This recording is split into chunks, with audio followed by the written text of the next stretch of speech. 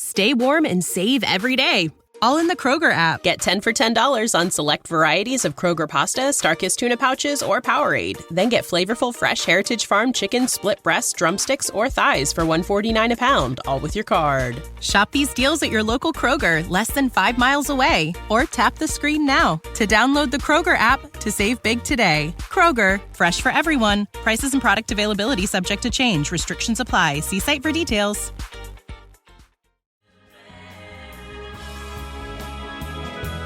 Entrevistas imposibles.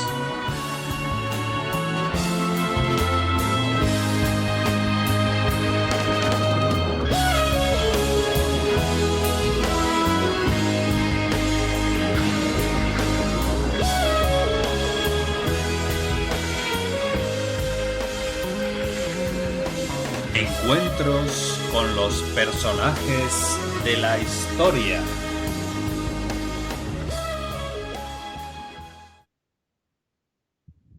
Muy buenos días, maestro. ¿Cómo está? Bien, muy bien. ¿Cómo puede estar un genio como yo? Salvador Domingo Felipe Jacinto Dalí y Domènech, mejor conocido como Salvador Dalí. Más de 1500 obras realizadas. Sobre su personalidad, George Orwell dijo en un ensayo que uno debería ser capaz de conservar en la cabeza simultáneamente las ideas de que Dalí era, al mismo tiempo, un excelente dibujante y un irritante ser humano. La una no invalida o efectivamente no afecta a la otra. ¿Qué piensa de esto, maestro? Estoy de acuerdo con George. Me gusta mucho la idea de ser todas y dos cosas al mismo tiempo, pero me gustaría añadir irritante y megalómano ser humano. Así es perfecto. No se olvide, querido periodista, que cada mañana al levantarme experimento un supremo placer, ser Salvador Dalí. Bueno, empezamos por una cosa que siempre me ha gustado preguntarle. Sus bigotes. ¿Por qué esos bigotes? Más o menos en el 1926 o 27, no me acuerdo, me dejé crecer un vistoso mostacho que se convirtió en uno de mis distintivos personales para el resto de toda mi vida.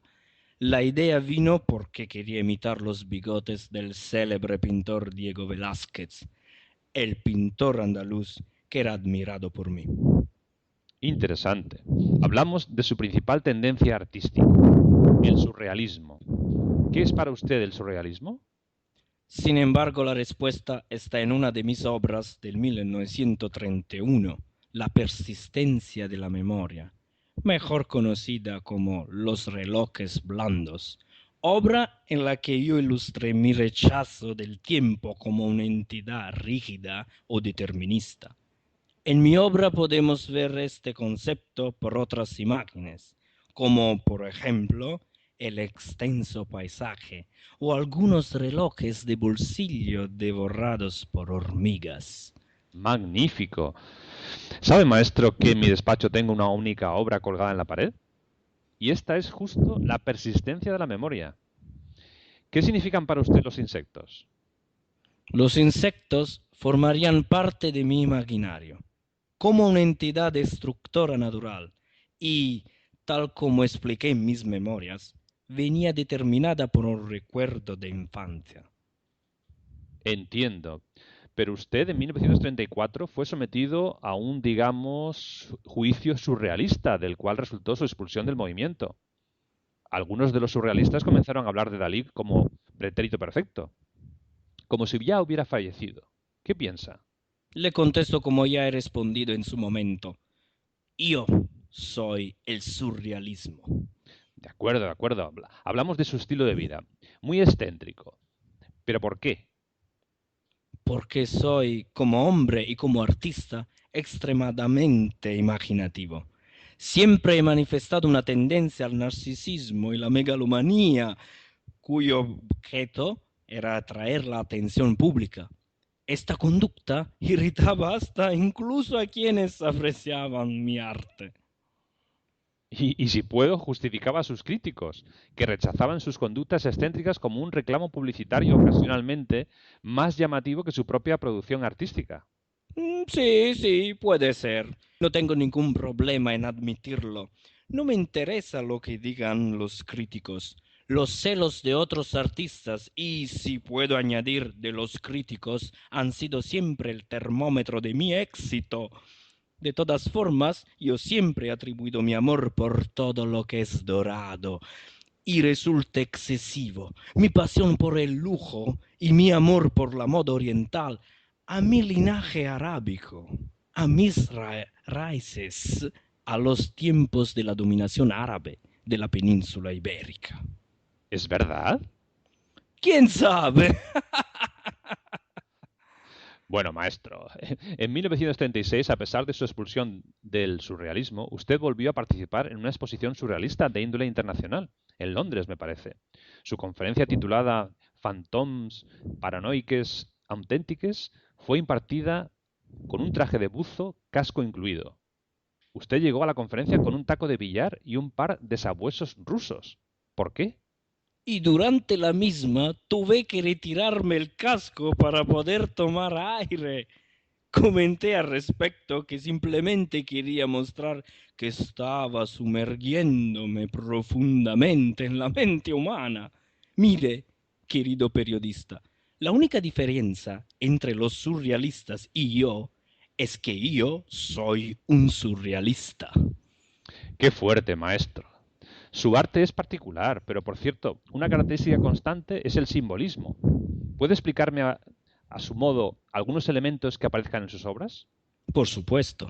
El elefante, por ejemplo, es una distorsión en el espacio, con sus aguzadas patas contrastando la idea de ingravidez, definida sin la menor preocupación estética.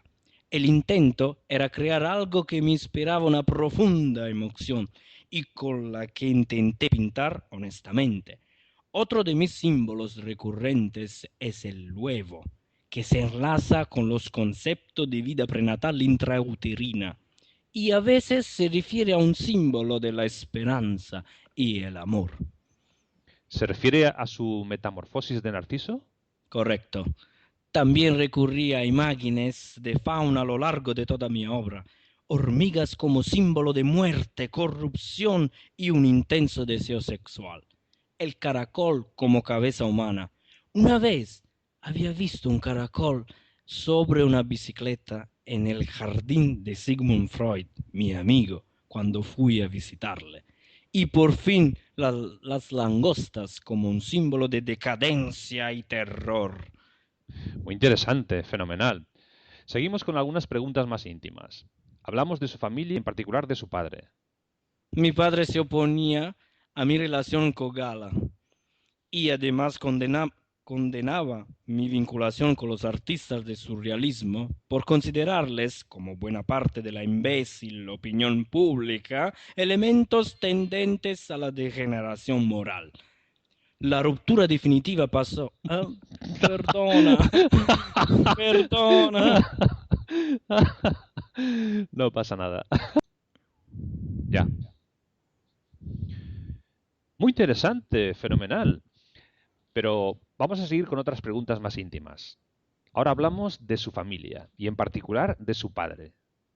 Mi padre se oponía a mi relación con Gala y además condenaba mi vinculación con los artistas del surrealismo por considerarles, como buena parte de la imbécil opinión pública, elementos tendentes a la degeneración moral. La ruptura definitiva pasó cuando don Salvador Dalí Cusí leyó en un periódico de Barcelona que usted, en París, expuso un dibujo, el Sagrado Corazón de Jesús, donde había una inscripción en la que se leía: en ocasiones escupo en el retrato de mi madre para entretenerme. ¿Me confirma todo esto? Sí, confirmo todo. Ultrajado, mi padre demandó una satisfacción pública y me negué y fui echado violentamente de casa en el 28 de diciembre del 1929. Mi padre me desheredó y me prohibió regresar jamás a Cadaqués. Posteriormente, En el curso de este episodio me presenté a mi padre y le dejé un preservativo usado conteniendo mi propio esperma y le dije, toma, ya no te debo nada. Palabras duras, pero a mi entender geniales, como siempre. Muchas gracias. De nada, maestro.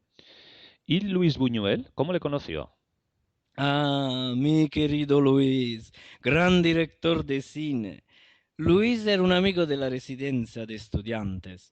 En el 1929 colaboré con él en la redacción del polémico cortometraje Un perro andaluz, en el que se mostraban escenas propias de mi imaginario surrealista. Trabajé como co-guionista de la peli. Un corto de 17 minutos que incluye algunas de las imágenes antológicas del surrealismo, como el ojo cortado con una cuchilla de afeitar. Esta película es mi aportación más notable al mundo del cine independiente. Un perro andaluz fue el modo en que yo logré incluir mis imágenes oníricas en una dimensión real. La sucesión de escenas provoca en el espectador un torrente de sensaciones que despiertan unas expectativas, pero que nunca se llegan a cumplir. Magnífico. Sí, fue una muy buena película. ¿Y la política? ¿Dónde se pone políticamente hablando? Yo fui acusado de apoyar ideológicamente el franquismo. Y en parte, digamos que es verdad.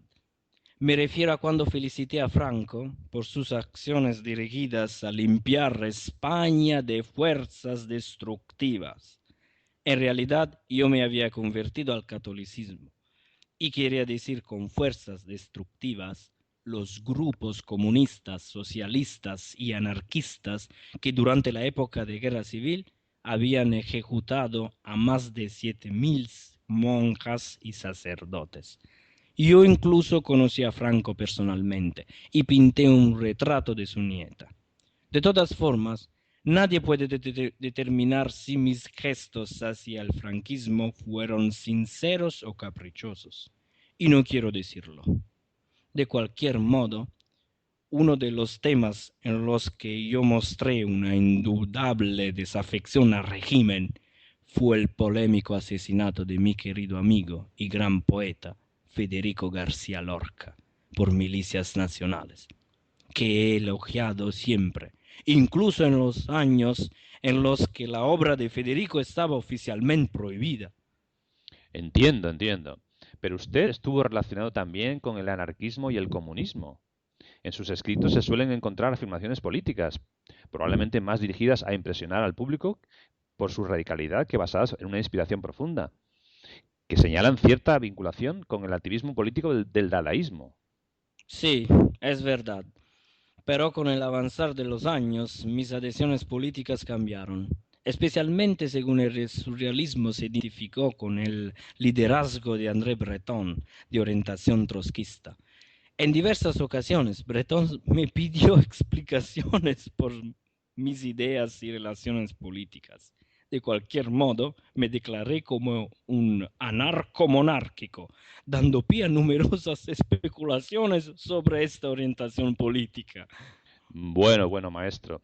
Se acaba la entrevista. Vamos a hacer una última cuestión. Usted ha sido, a diferencia de otros artistas, muy rico, célebre y genial ya en su vida. ¿Cuáles han sido los incentivos, los estímulos para ser usted lo que es? Digamos, a la edad de 6 años quería ser cocinero. A los 7 quería ser Napoleón. Y mi ambición ha ido creciendo hasta ahora. Bueno, pues muchas gracias, maestro Dalí, y hasta la próxima.